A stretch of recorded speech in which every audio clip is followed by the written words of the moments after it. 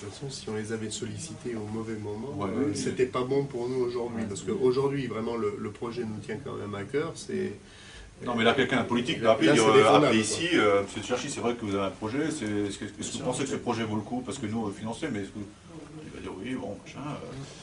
On a une clinique au Mans qui était d'accord de nous prêter ses infrastructures pour faire une opération sur l'homme. Et à l'époque, les chirurgiens du Rachis qui travaillaient là-bas nous disaient qu'ils étaient en mesure de faire cette opération, quoi. Mais il leur faudrait un appui avec un neurochirurgien, mais que nous, on présentait à l'époque, puisque c'était le Mexicain. Donc.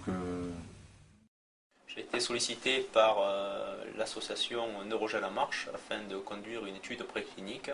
Une étude préclinique qui consistera à étudier les effets du neurogel et de deux substances, l'érythropoïétine et la progestérone, sur des rats qui ont subi une lésion chronique de la moelle épinière. Nous avons demandé au docteur De Cherchi de tester l'hypothèse PO progestérone plus neurogel, donc dans le but d'améliorer les performances du neurogel.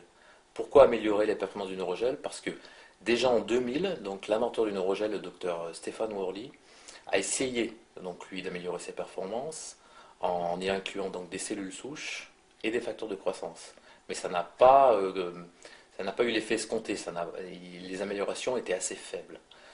Donc depuis 10 ans, donc, la recherche a fait des progrès. Et effectivement, on s'est aperçu, il y a beaucoup de publications qui traitent donc de l'apport de l'EPO et de la progestérone dans les lésions du système nerveux central.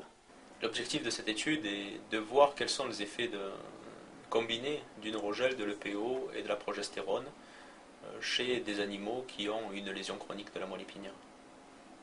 Donc aujourd'hui, nous sommes détenteurs du brevet, donc de la thérapie du neurogel. Donc nous pouvons essayer cette hypothèse donc de combiner le neurogel, l'EPO et la progestérone. Donc dans le but donc d'améliorer les performances du neurogel. Alors vous avez ici donc ce neurogel qui est un polymère, une sorte de matrice en quelque sorte, une matrice que l'on va greffer à l'intérieur de la moelle épinière, et au sein de cette matrice, donc les fibres nerveuses vont repousser, vont régénérer. Donc en quelque sorte, on va remplacer le tissu central, le tissu nerveux, par ce polymère dans le système nerveux central.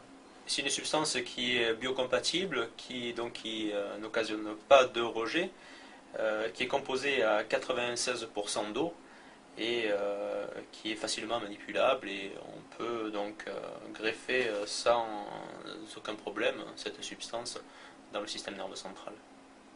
Le PO est une substance endogène, et il y a quelques publications dans la littérature scientifique qui relatent de ces effets de l'EPO et qui donc décrit que cette EPO entraînerait une neurogenèse dans le système nerveux central. En l'associant avec de l'EPO et de la progestérone, nous espérons observer une migration neuronale et l'arrivée de nouveaux neurones au sein de cette matrice, et peut-être de nouvelles connexions, un nouveau réseau neuronal qui va s'établir, qui va se former au sein de cette matrice qu'est le neurogel.